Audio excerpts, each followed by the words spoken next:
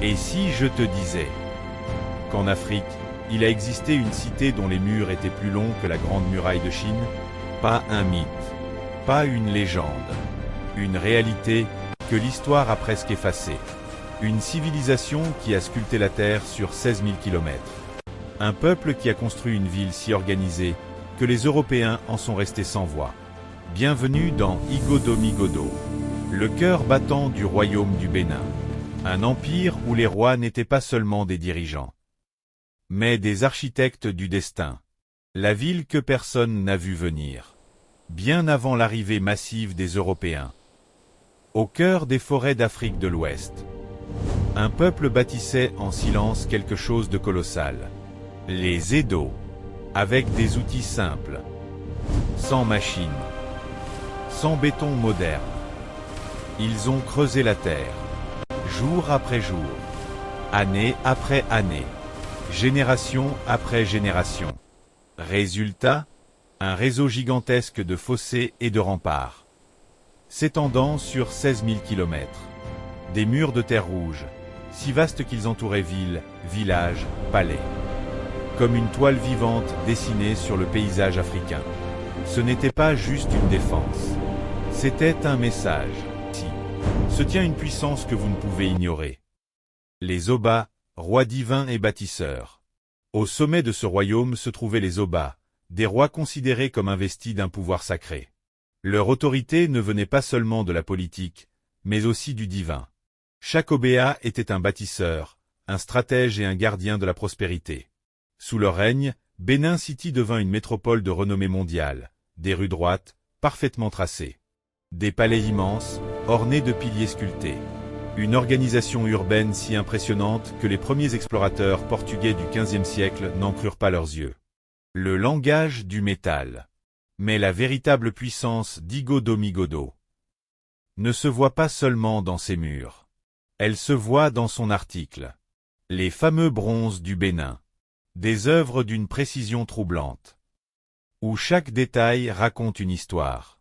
Un roi, un guerrier, une cérémonie sacrée. Ce n'est pas de l'art décoratif. C'est une archive vivante. Derrière ces chefs d'œuvre, il y avait des guildes, des maîtres artisans, des gardiens du savoir. Leur technique était secrète, leur discipline absolue. Chaque sculpture était une déclaration, nous existons, nous maîtrisons, nous créons. Un empire qui dialogue avec le monde. Igodo-Migodo n'était pas isolé. C'était un empire qui rayonnait. Commerce, diplomatie, influence. Le royaume échangeait avec ses voisins africains, mais aussi avec les Européens. Poivre, ivoire, tissu. Mais aussi culture, savoir, puissance.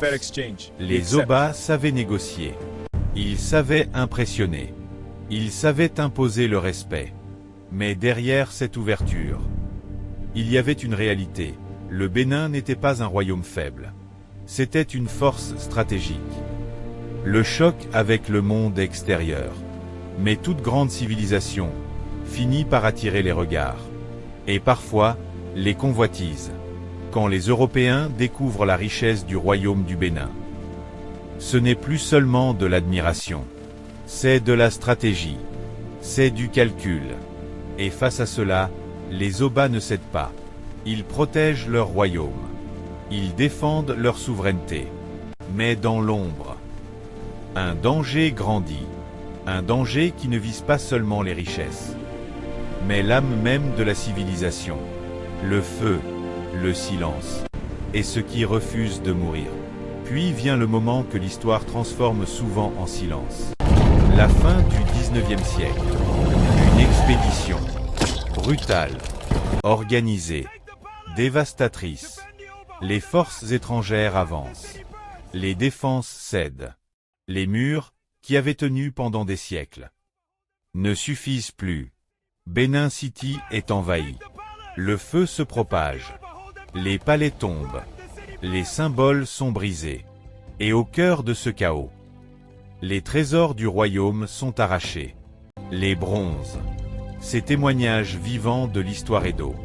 ces visages figés dans le métal, ces rois immortalisés pour l'éternité, arrachés à leur terre, emportés loin de leur origine, envoyés dans des vitrines, à des milliers de kilomètres de là. Mais écoute bien, parce que c'est ici que tout change. On peut piller un royaume, on peut brûler une ville, on peut disperser un héritage, mais on ne peut pas effacer une civilisation qui a gravé son existence dans la terre elle-même. L'Afrique savait créer de la grandeur.